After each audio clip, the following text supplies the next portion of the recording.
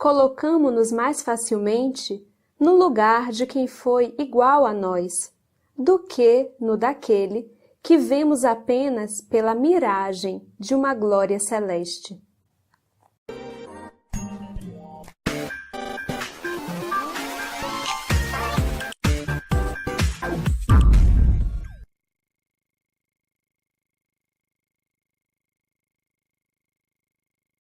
O nosso estudo de hoje está na Revista Espírita de 1858, é o exemplar do mês de março e o título é Utilidade de certas evocações particulares.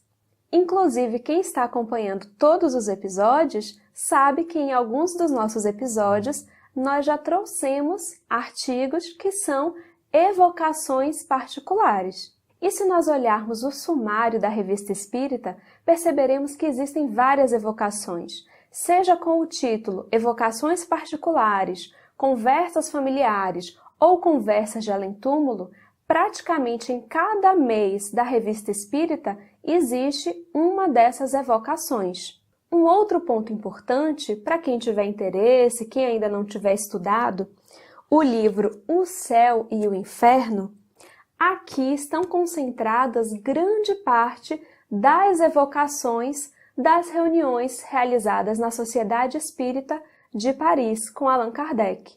Um grande número dessas evocações foram reunidas aqui por ele, codificadas, e então, na segunda parte do livro O Céu e o Inferno, nós teremos um capítulo que nós já citamos aqui, o passamento, e depois nós teremos várias comunicações de espíritos felizes, espíritos em condições medianas, espíritos sofredores, suicidas, criminosos arrependidos, espíritos endurecidos, expiações terrestres. Então, são comunicações que nos dão uma ideia das condições do estado de espíritos nessas diferentes situações. Então, é muito interessante, vale a pena estudar. Vamos às palavras do codificador sobre a utilidade de certas evocações particulares. No início do artigo, ele nos fala da utilidade da evocação de espíritos superiores, de espíritos elevados, numa condição tanto moral quanto intelectual, tanto do amor quanto da sabedoria, superior à nossa condição em geral, no estado evolutivo em que nos encontramos aqui na Terra. Quanto mais elevados os espíritos, mais sábios eles são, mais acesso às verdades divinas, às verdades universais eles têm. Então, tendo acesso, estando melhor conectados com Deus, eles podem sempre nos dar instruções, nos dar informações importantes ao nosso desenvolvimento, ao nosso aprimoramento. Eles já penetram aqueles mistérios que ultrapassam o nosso conhecimento vulgar. Então, no episódio anterior, por exemplo, quando nós falamos de notícias de Júpiter, e quem teve interesse foi lá, leu o artigo de Mozart e teve mais informações ainda sobre Júpiter, percebe que esses espíritos estão numa situação superior à nossa. Eles enxergam de mais longe, então eles podem nos instruir com maior facilidade. Mas e as evocações e as comunicações de espíritos inferiores? Seja de espíritos na mesma condição que a gente, mais ou menos, medianos, ou de espíritos frívolos, de espíritos inferiores, que ainda estão mais conectados ao mal, que não são muito interessados na própria evolução. Teriam utilidade essas evocações? Essas comunicações teriam algum proveito? E aí Kardec diz o seguinte: para conhecer os costumes de um povo, é preciso estudá-lo em todos os graus da escala. Quem só o tivesse visto sob uma face, conhecê-lo-ia mal. Ou seja, se nós estamos falando de um estudo, de uma pesquisa, de um aprofundamento sobre o mundo espiritual, ora, o mundo espiritual não é apenas habitado por espíritos superiores, por espíritos elevados. Há muitas moradas na casa de meu Pai, e isso se refere tanto aos planetas, aos mundos, mas se refere também ao aspecto espiritual. Muitas vezes, quando falamos, por exemplo, das zonas umbralinas, nós acreditamos que lá existirão apenas espíritos sofredores, e aí já temos aquela imagem na nossa cabeça que mais se parece com as descrições dos infernos. E, na verdade, quando nós estudamos as obras psicografadas por Chico Xavier e ditadas pelo espírito André Luiz, eu não sei se vocês já pararam para observar, mas existem várias e várias cidades espirituais, hospitais espirituais e serviços de espíritos que podem não ser até tão elevados, mas que são trabalhadores do bem, trabalhadores da falange do bem e que estão localizadas naquela mesma região onde existem espíritos sofredores.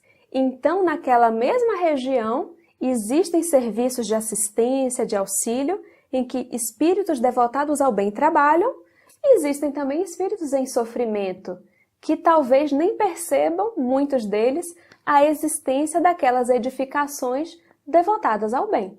Então, se a gente quer conhecer o plano espiritual, se a gente quer entender como acontecem as coisas por lá, nos diz Kardec, precisamos ter uma certa amostra de todos os seus habitantes. Precisamos conhecer os inferiores, os medianos, os superiores, os devotados ao bem, os que estão se esforçando para trabalhar no bem, e aqueles que também são devotados ao mal, saber o que eles fazem por lá, saber como ocupam o seu tempo, como foi o processo de desenlace, o processo de desencarnação, enfim, ter notícias desses acontecimentos. Naquela época, então, isso tinha uma grande importância, porque Kardec precisava nos trazer notícias da situação desses espíritos. Existe um conceito na psicologia que é chamado de identificação, e esse conceito veio o tempo inteiro na minha cabeça enquanto eu li esse artigo. Quando eu leio uma mensagem do Evangelho, falando, por exemplo, sobre a paciência, aquela mensagem me toca. Ela fala ao meu coração, certamente, como todas as mensagens do Evangelho. Aquela mensagem foi escrita por um espírito superior a mim, superior à minha realidade evolutiva, à minha realidade espiritual. Por mais que aquela mensagem fale à minha alma, fale ao espírito que sou, mas na verdade eu não consigo ainda fazer realmente o que a mensagem me conclama a fazer. Agora imagine a seguinte situação.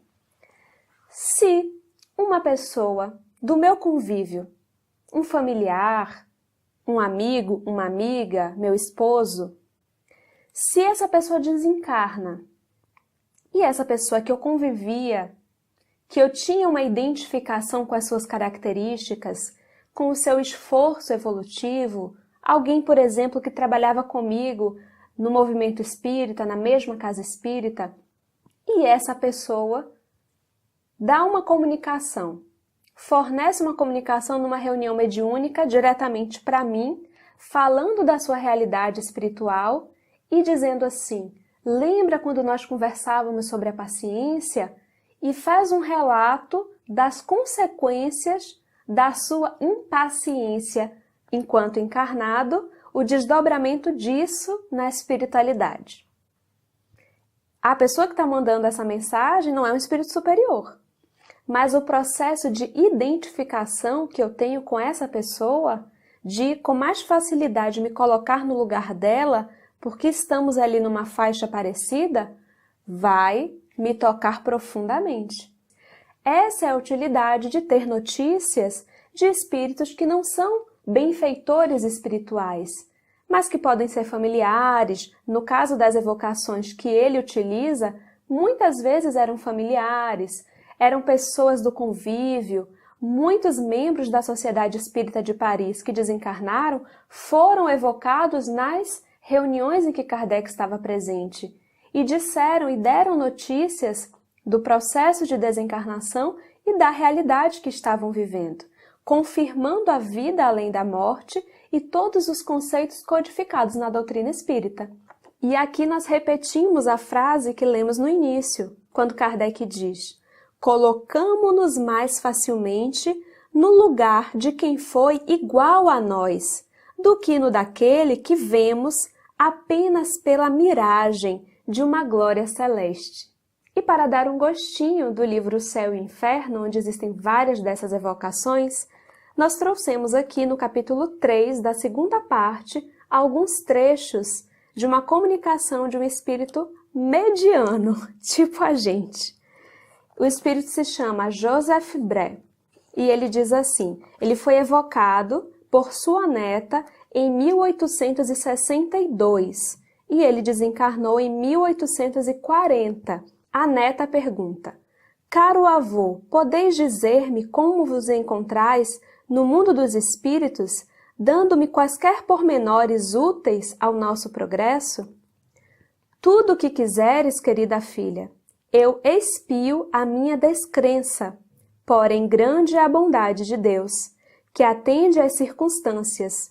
Sofro, mas não como poderias imaginar. É o desgosto de não ter melhor aproveitado o tempo aí na terra. Como? Pois não vivestes sempre honestamente?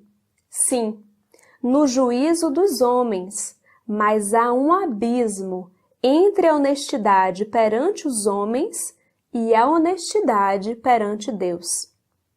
E uma vez que desejas instruir-te, procurarei demonstrar-te a diferença. Aí entre vós é reputado honesto aquele que respeita as leis do seu país, respeito arbitrário para muitos. Honesto é aquele que não prejudica ao próximo ostensivamente, embora lhe arranque muitas vezes a felicidade e a honra, visto o Código Penal e a opinião pública não atingirem o culpado hipócrita, podendo fazer gravar na pedra do túmulo um epitáfio de virtude. Julgam muitos terem pago sua dívida à humanidade. Erro! Não basta para ser honesto perante Deus ter respeitado as leis dos homens. É preciso, antes de tudo, não haver transgredido as leis divinas. Honesto aos olhos de Deus será aquele que, possuído de abnegação e amor, consagre a existência ao bem, ao progresso dos seus semelhantes. Aquele que, animado de um zelo sem limites, for ativo na vida, ativo no cumprimento dos deveres materiais, ensinando e exemplificando aos outros o amor ao trabalho, ativo nas boas ações, sem esquecer a condição de servo, ao qual o Senhor pedirá contas, um dia, do emprego do seu tempo, ativo finalmente na prática do amor de Deus e do próximo.